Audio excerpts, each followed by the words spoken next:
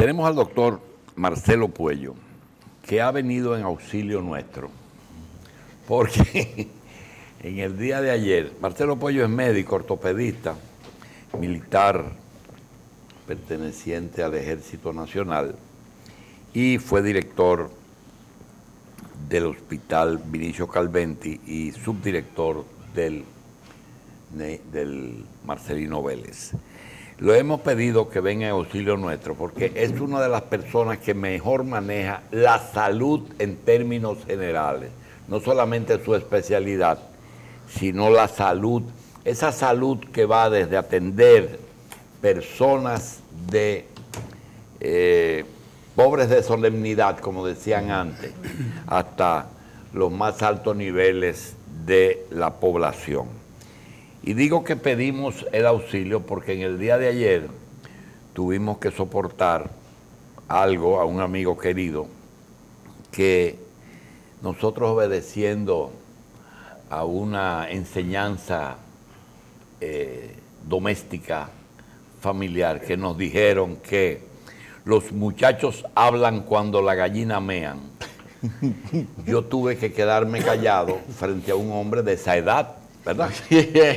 Un hombre ya de esa edad, tú tienes que quedarte callado y no responder. Y nos afirma, nos hizo nuestros señalamientos sobre nuestra ignorancia con respecto a conocimiento del sistema de seguridad social, en la que él fue uno de los arquitectos de eso. Naturalmente, el sistema estuvo bien diseñado, pero desgraciadamente solamente lo hizo su partido y los partidos que siguieron no le dieron brillo a la inspiración de ese grupo ilustre de los que aprobaron la Ley General de Salud y la Ley de Seguridad Social. Le pedimos al doctor Marcelo Puello que estuviera aquí, porque lo que hemos dicho, doctor, es que el principal problema con que se encuentra la aplicación de una ley buena, siempre he dicho que la ley ha sido buena, pero que ha sido imposible su puesta en marcha por uno o dos problemas que son básicos, fuera de 1 millón de problemas, que se resumen en una lucha de los intereses de los actores que actúan entre sí. Es decir, todos los factores que están involucrados en la seguridad social, paciente, médico, enfermera, paramédicos, imágenes, laboratorio, clínicas, hospitales públicos, todos tienen conflicto entre sí. Y las ARS también. Y la otra es el problema de que usted no puede tener un sistema mixto en el que la seguridad social, por un lado, se pretenda que esté socializada y por otro lado se pretenda que esté privatizada. Es el caso de un CEDIMAT, un centro donde yo me atiendo, porque es a calidad excelente, en que el Estado le entrega la tierra, el edificio, un subsidio, le paga los sueldos en Plaza de la Salud, por ejemplo, a todos los médicos y pueden cobrar a las ARS y pueden cobrar el copago, versus una clínica que tiene que pagar, comprar la tierra, hacer la edificación, comprar los equipos, darle mantenimiento a los equipos, renovar los equipos, pagar la energía, pagarle a los médicos, es decir, no tiene, y pagar impuestos al Estado. Es imposible que esas dos instituciones puedan competir. Resultado, voy donde puedo y como pueda, pero si te vas y sales de ahí y te vas a un hospital privado, a un hospital público, encuentras que ese hospital si es de Autogestión. autogestión, también está autorizado, versus una clínica privada o un centro de atención primaria que uno no sabe si el Estado quiere que sea oficial o quiere que sean privados. Doctor, hay una inequidad en la seguridad social desde el punto de vista de los prestadores de servicios. Claro, y realmente cada uno de los ejemplos que usted ha puesto, sobre todo empezando con Sedimap, tiene mucho que ver en que hay un intermediario que son las ARS en este caso, pero también el principal problema es que en Sedimap todo el personal, todo el que da salud, todo el que brinda salud, entiéndase el personal médico, el paramédico, el personal de auxiliar de enfermería, cumple un horario y se rige por normas dentro de esa institución para poder permanecer prestando servicio y cobrando un salario. En los hospitales de autogestión y en los centros médicos privados, por ejemplo, si yo no voy a mi consulta privada, yo no voy a producir, no voy a tener recursos. Y el patrón en la medicina privada soy yo, salvo que yo sea asalariado del centro médico privado o la clínica en ese momento.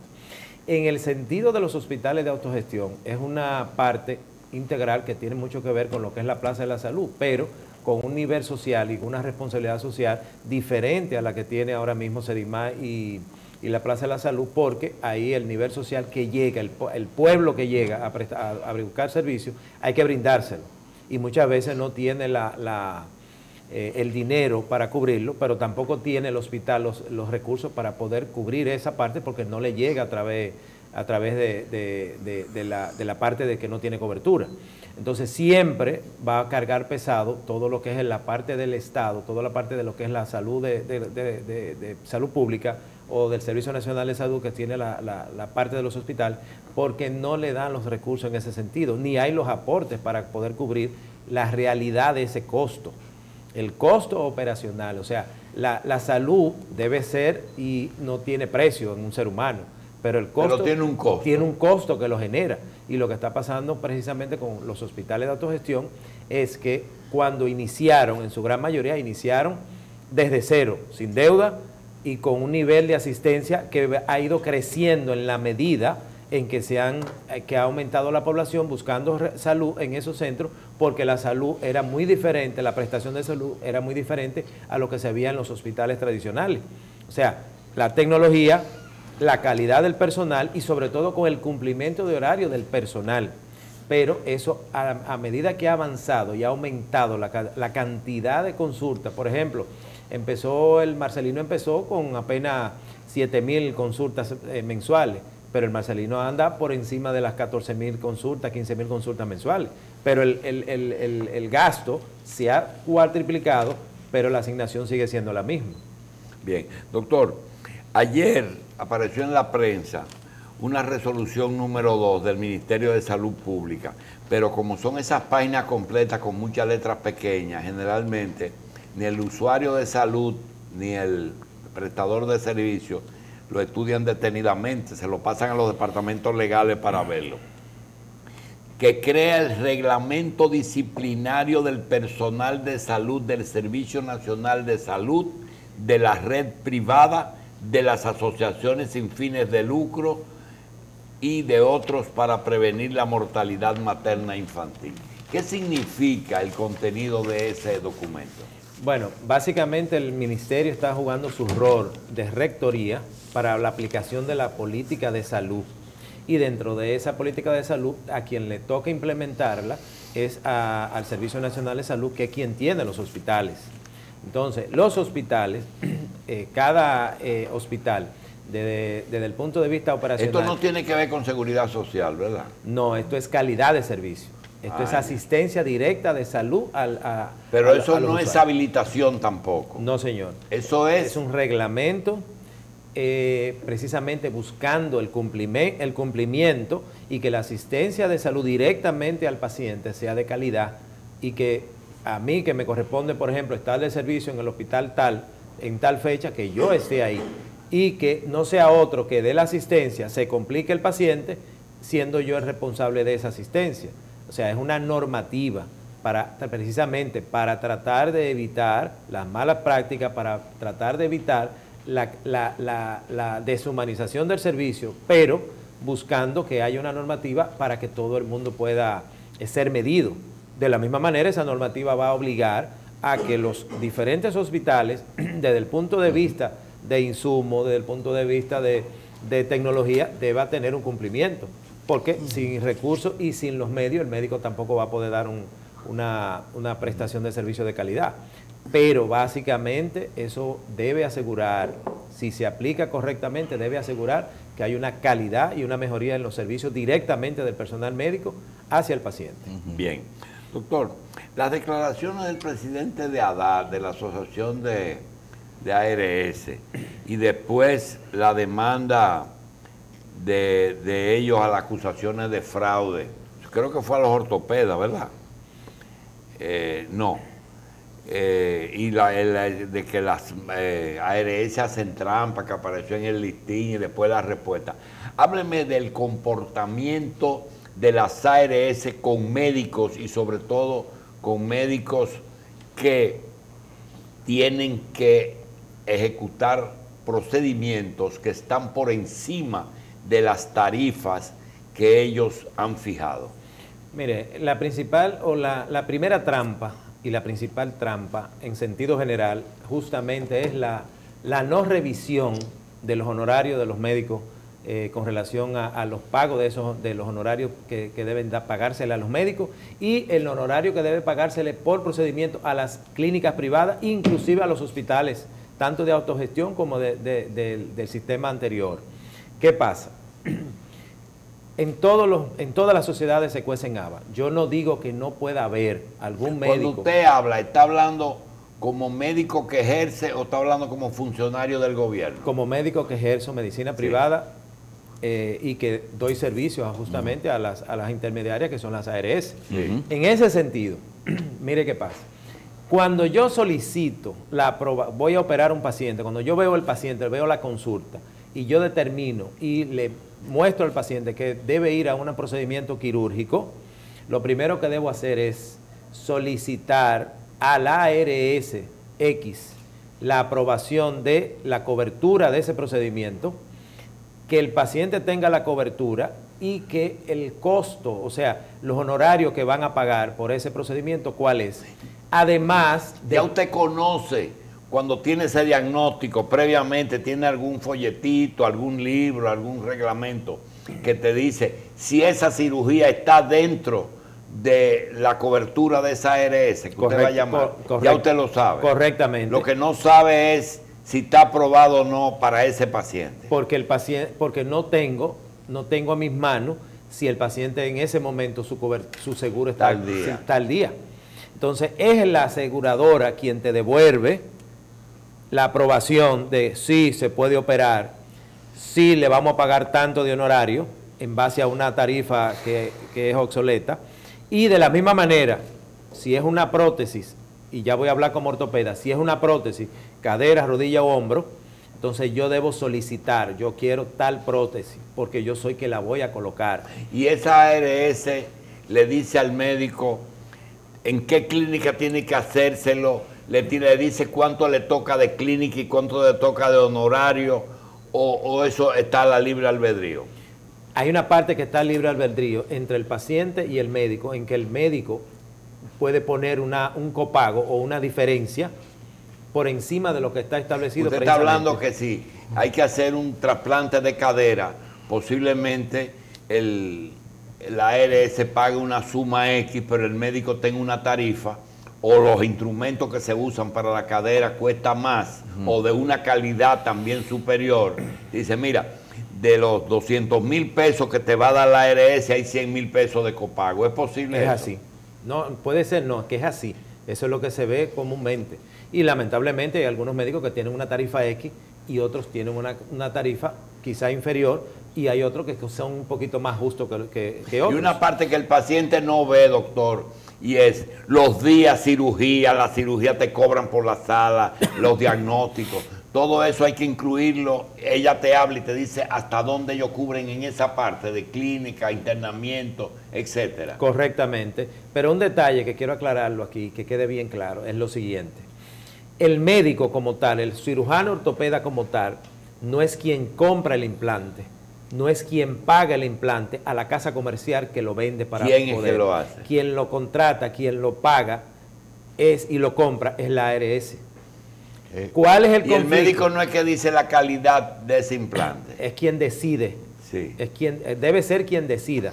Y en el caso particular, yo le indico una prótesis X, primero, porque confío en la calidad de esa prótesis, confío en la calidad inclusive hasta de la instrumentación que me van a llevar ese día para esa cirugía, confío en la esterilización de ese material y por lo tanto tengo una preferencia en ese sentido. Perdón. Y si la ARS no confía en el médico porque teme que el médico busque una prótesis en que se esté beneficiando colateralmente, ¿por qué el médico tiene que confiar en las ARS que elijan un material que a lo mejor el médico entiende que no es el indicado? ¿Ahí hay un conflicto?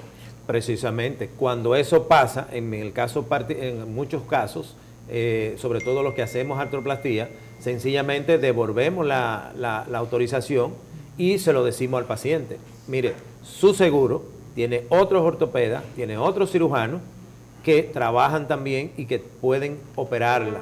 Ahora, particularmente yo no la hago con ese material por las razones que tengo. ¿Qué pasa? A la hora que yo opero el paciente y el paciente queda bien, todos estamos felices, todos estamos contentos. Pero cuando el paciente viene con una complicación, que puede ser una infección, que es un problema del procedimiento, es una complicación inherente a ese procedimiento. Pero cuando el paciente viene con una fatiga es que el material se rompa antes del tiempo estimado, o que se rompa porque el paciente no haya pegado, o porque sencillamente se afloje porque hay un rechazo en cuanto al material, ya eso, quien tiene que afrontar esa situación es el médico. Ni van al seguro, ni van a la casa comercial. Bien, doctor. Pero si hay que reoperarlo, entonces el médico tiene que buscar ese material. Bien, doctor, en el caso de un procedimiento que haya que hacerle a un paciente que tuvo una lesión durante trabajaba, un chofer que choca y se le fractura la cadera y hay que ponerle una prótesis, un pintor que pintando en el taller de su empresa se cae, un accidente del trabajo, ¿eso lo cubre la ARS o la ARL? Eso lo cubre ARL, el riesgo laboral. De inicio, quien le da cobertura al momento de la emergencia es la ARS. Una vez se establece que fue un accidente laboral, entonces ya la cobertura pasa a ARL y realmente ellos le dan una cobertura de un 100%. El tiempo de pago quizás es un poquito más extendido porque lleva una burocracia mayor, pero sí la ARL cubre totalmente lo que es los riesgos laborales. En eso ahí no hay problema. Y el paciente paga, el trabajador paga un porcentaje de la ARL. Entiendo que a través de sus recursos humanos de su empresa hay un monto determinado que debe pasar a la ARL. Esta pregunta quizás usted no tenga que contestarla, pero por su experiencia quizás la tenga.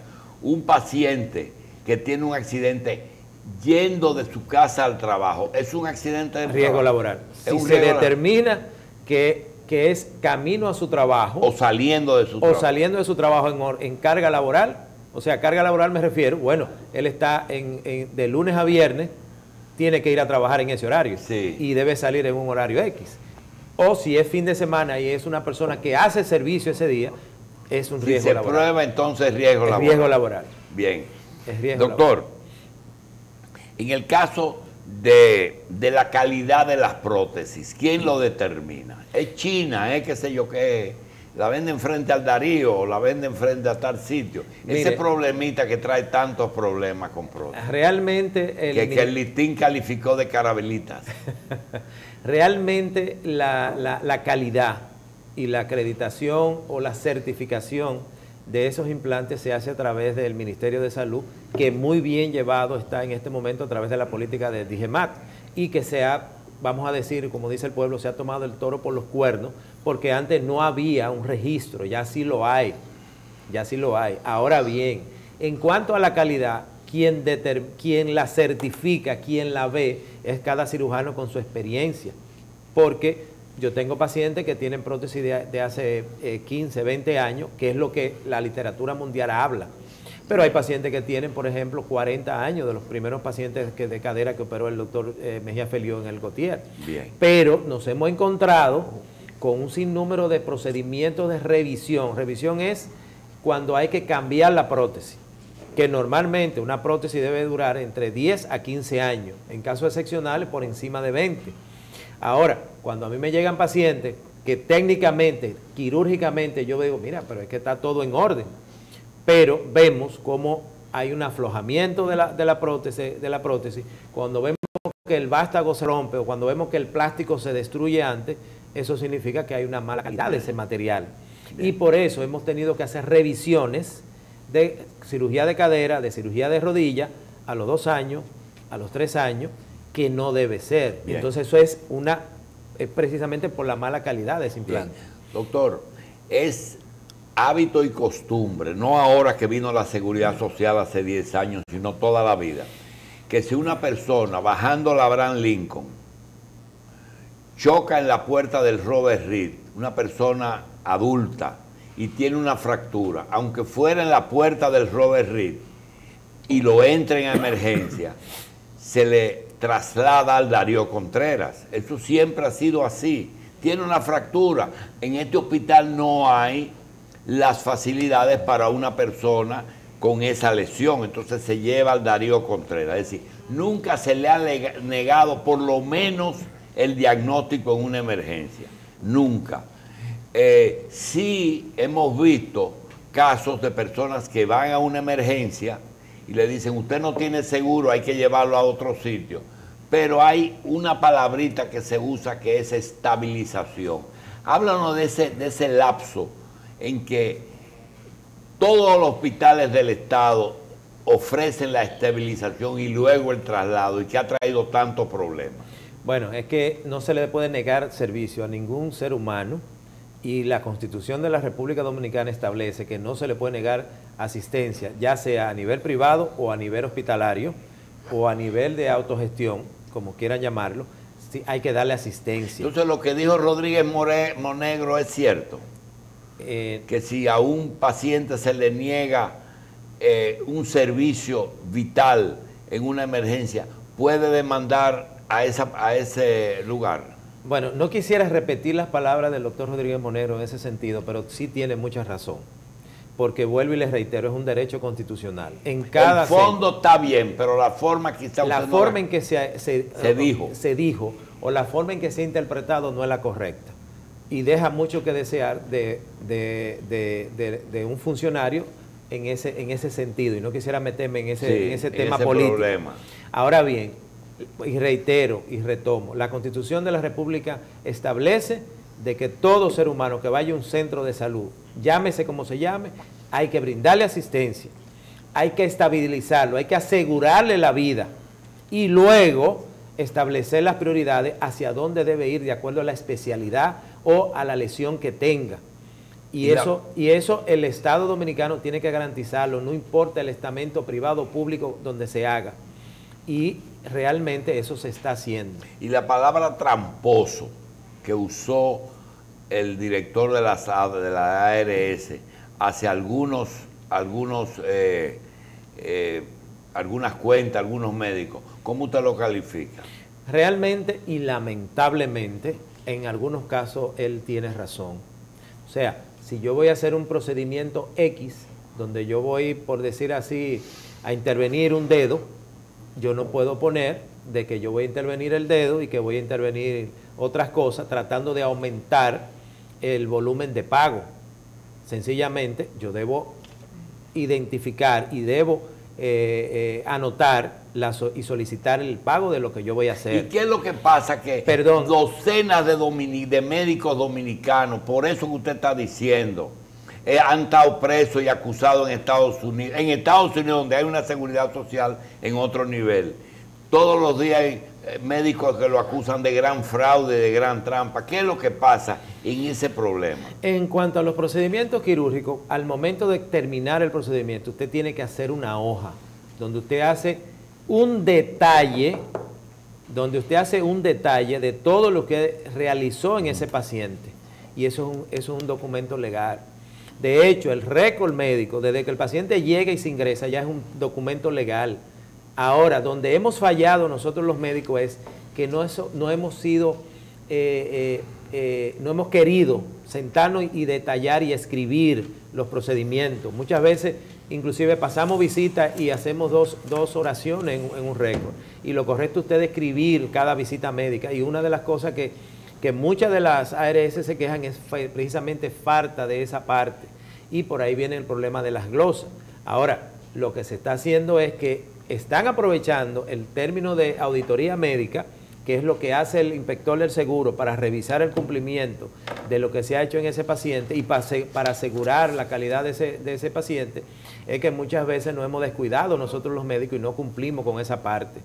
Ahora bien, cuando se glosa o cuando se encuentra un error, se le debe cargar una penalidad al médico o a la institución por ese día, no completar el expediente completo. Y esos son los detalles en que hay el conflicto en ese sentido.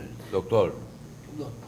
Los médicos se quejan mucho del obsoleto, de la tarifa que pagan las ARS y el tema también de las glosas, los problemas que hay. Yo quiero preguntarle primero, ¿quién regula las relaciones entre los prestadores de servicios de salud y las ARS? Y segundo, si hay algún protocolo de presentación de los procedimientos que realizan los médicos para evitar todo este conflicto que se generan. Es que está todo establecido y está claro. La CISARRIR es el mediador, el CISARRIR es el que traza esa política. Ahora bien, cada sociedad médica, la sociedad de ortopedia, la sociedad de pediatría, la sociedad de neumología, etcétera, etcétera, es quien lleva esos protocolos y debe negociar esas tarifas. El problema está en que eso nunca se llega a un acuerdo ni se ha evaluado en los últimos 15 años.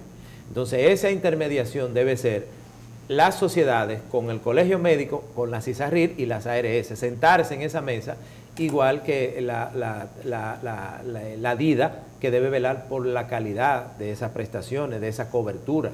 Pero el problema está en que esas reuniones al final no han llegado a ninguna conclusión. Y justamente esa tarifa tiene más de 15 años y no se ha evaluado.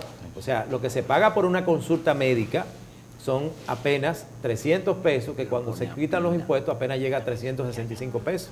Y generalmente, salvo raras excepciones, se paga a los 30 días, raras excepciones.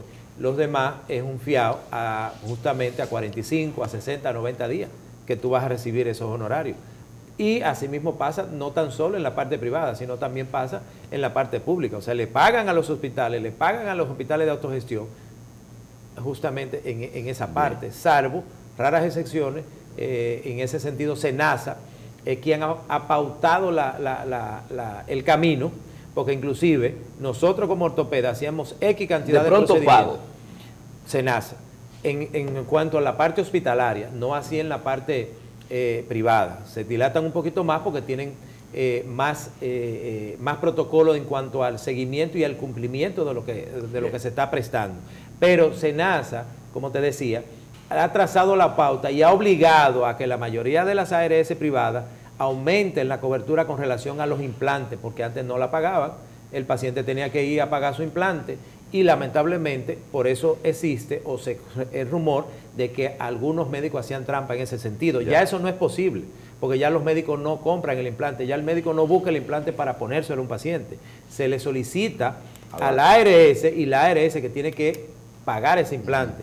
Ahora, el comercio entre la casa comercial que distribuye el implante y la prestadora es entre ellos. El médico no tiene nada que ver con eso. Bien. El médico lo que está tratando y exigiendo de que yo soy el que prescribo y yo soy el que quiero garantizar lo que le voy a poner al paciente. Tiene el mismo procedimiento de una receta médica. Correctamente. Yo te receto aspirina, tú lo compras en la farmacia. En este caso, tú lo compras en la suplidora y la ARS le paga. Claro. Bien.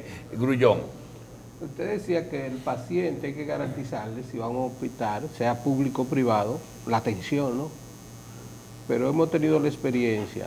Aquí hay centros especializados, ¿no? Clínicas, por ejemplo, otorrino, para poner un ejemplo. Va el paciente y no hay un especialista en emergencia de eso que dice esa clínica a lo que se dedica. No lo hay. Entonces un médico general, de una distancia a metros del paciente, le dice, usted tiene que venir el lunes, y le receta un calmante, un viernes en la noche. ¿Cómo se puede resolver ese problema que en las clínicas y en los hospitales que tienen una especialidad, hay un especialista permanente atendiendo a los pacientes? Porque para eso se dirige un paciente a una clínica, un hospital especializado en el caso. Solamente en el caso de la especialidad de pediatría y en algunos centros, en el caso de la especialidad de ginecología y obstetricia, en centros privados, permanece 24 horas un especialista de ginecología o un especialista de pediatría. Las demás especialidades, por lo general, a nivel de centros privados, son de llamada. Y quien los recibe es un médico general o, en algunos casos, un médico emergenciólogo. Ya hay algunos centros privados que han contratado los servicios de médicos de emergenciólogo o de médicos de familia para que haya una rama de especialización que pueda ver ese paciente de primera vez en las emergencias. No es lo común. Ahora bien, esa es una de las garantías que hay cuando se busca servicio a nivel hospitalario. En los hospitales, no importa cuál sea, del Gran Santo Domingo y de las ciudades importantes de cabecera, los hospitales regionales, siempre en la emergencia o siempre dentro del área hospitalaria usted va a encontrar un especialista de las 4 ramas básicas: ginecólogo, pediatría, cirugía general y medicina interna. Siempre en cualquier hospital usted lo va a encontrar, salvo algunas excepciones en la parte privada. Esa es de las cosas que todavía, y gracias a Dios, el Estado, a través del Servicio Nacional de Salud, garantiza, en que los hospitales tenemos especialistas las 24 horas de servicio. Y en los casos de pediatría, ginecología y medicina interna, siempre en la emergencia hay por lo menos un ginecólogo, un pediatra o un internista o un médico familiar. Bien. En los hospitales de trauma, por lo general, lo que hay son emergenciólogos. Doctor, independientemente de los problemas que surgen en un país que estábamos acostumbrados a pensar en 3 o 4 millones de habitantes, de buenas a primeras tenemos 10 millones que vienen de al lado, medio millón de turistas, parturientas que ocupan que consumen un alto porcentaje del problema de los hospitales y del presupuesto de salud. 2 cosas básicas, doctor. No vamos a poder cubrir todo, pero 2 cosas. La salud, a pesar de todos los problemas y tomando en consideración la gran cantidad de servicios que han aumentado, ¿está mejor o peor que antes? Está mejor. Está mejor. Está mejor. Inclusive, por eso es que ha aumentado la demanda de todos los centros asistenciales. Porque está mejor. Además de eso, por ejemplo, el hospital, la salud en los últimos 6 años, tuvimos grandes epidemias.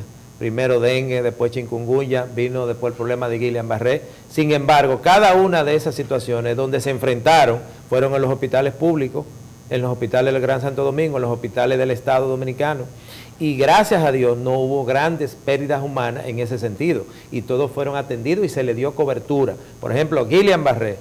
No hubo un solo paciente con Guillain-Barré que haya ido a los hospitales del Gran Santo Domingo, donde el Estado Dominicano, a través del Ministerio de Salud Pública, no le haya buscado la inmunoglobulina. Muchas de las cosas, de las críticas que tiene este gobierno, es una que no quiere decir a veces cuándo se originan los problemas y carga con culpas que otro mató. Entonces, yo digo a veces, 50 hospitales por remodelar al mismo tiempo. Y el gobierno, en vez de decirme, mira, el problema es que están mejor cerrados que como estaban funcionando, porque lo que estaban ofreciendo no era un trabajo hospitalario, era un trabajo contrario al objeto que son los hospitales. Eran mejor cerrados, y aunque no se remodelen, que nada. Eso es así. Se cargaba con menos morbilidad y hasta con menos mortalidad, mejor cerrándolo. Bien. Ahora bien, de la única manera de arreglarlo, de remodelarlo, es hacerlo, ya sea ayer, hoy o mañana. Bien. Alguien tenía que tomar la iniciativa de hacerlo y se está haciendo. Doctor, Claro, yo quisiera llegar mañana al hospital y que estuviera remodelado completo, pero eso lleva un proceso. Bien. Doctor, la atención primaria, ¿en qué % resuelve los problemas de los hospitales, la carga hospitalaria y a la misma ARS? Es que realmente le daría mayor holgura a los hospitales de tercer nivel, porque le llegaría lo que debe llegarle. ¿Qué es holgura? Holgura quiere decir, por ejemplo, los hospitales especializados, como el Marcelino, el Calventi, que son hospitales generales para garantizar las 4 ramas básicas. Sí. Si en vez del paciente, el hospital, cargarse de pacientes de consulta por catarro común, por hipertensión, se fuera a un primer nivel y que lo viera un médico familiar y que lo tratara, el paciente fuera ya con mucho mejor y menos complicaciones al hospital de tercer nivel, que es el hospital que está precisamente especializado para bregar con esas complicaciones. ¿Y la descarga Por es ejemplo, tanto en lo físico como en lo presupuestario? Bueno, es que si se maneja eso y se disminuye esa carga, el presupuesto podría dar, pero en este momento no puede dar. Doctor, para terminar, es decir, si socializamos la medicina, es decir, todo el mundo tiene derecho a atención médica por parte del Estado, todo sin pagar absolutamente nada. El Estado pone en su presupuesto una cantidad de un 20%, 300 o 400 mil millones y se acabó todo el mundo, excepto que se mantiene la práctica privada y el que le dé la gana, yo no quiero Estado ni que me lo regalen, yo voy a mi consultorio. ¿Eso en algún país funciona así? Sí, hay muchos países donde hay médicos, y aquí en el país hay médicos que nunca han prestado un solo día de servicio en un hospital y se la han pasado todo el tiempo trabajando en medicina privada y económicamente le ha ido muy bien. Como hay otros que se han pasado... no reciben seguro también. Que no reciben seguro también. Y hay otros que se han dedicado toda su vida a la labor hospitalaria y lo han hecho de eso un sacerdocio. Bien. Pero déjenme concluir con lo siguiente. Si en el momento y modelo actual, si nosotros mejoramos la gestión intrahospitalaria no me refiero al asunto del manejo del dinero, me estoy refiriendo a la gestión de médico-paciente. Si nosotros manejamos, le damos mejor trato y mejor especialización al día cama, disminuimos el día cama, vamos a cerrar la brecha que hay con la falta de cama a nivel de las emergencias. Si no se pasa visita y se cumple con el horario de visita y el cumplimiento de seguimiento de esos casos, siempre vamos a tener las emergencias congestionadas. Pero cuando hay un director de cualquier hospital que quiere motivar, quiere, digamos, exigir esa parte, entonces ya ese médico es enemigo del colegio médico y entonces ahí viene el problema. Bien. Es la gestión intrahospitalaria, el día cama, disminuir el día cama y va a mejorar casi en un 40% la salud y va a mejorar inclusive el desenvolvimiento hospitalario en ese sentido. Bien. Nosotros vamos a darle las gracias al doctor Marcelo Cuello, que es médico ortopeda, y lo vamos a comprometer a que la mayoría de los temas que nosotros pensamos tratarle se van a quedar porque él es una persona que está cerca de nosotros y que todas esas preguntas que nos han hecho sobre cadera, rodilla, dolor de espalda, artritis, artrosis, fracturas, todas esas cosas, nosotros prometemos que pronto vamos a tener todas las respuestas, porque nosotros por la muerte del doctor Ramón Pina Acevedo nos obliga a que ustedes a continuación, con permiso también de nuestros patrocinadores y de Kelvin, nos pase una entrevista que nos dio el doctor Pina y que es un resumen de su ejercicio, de su vida y de sus relaciones con la revista 110.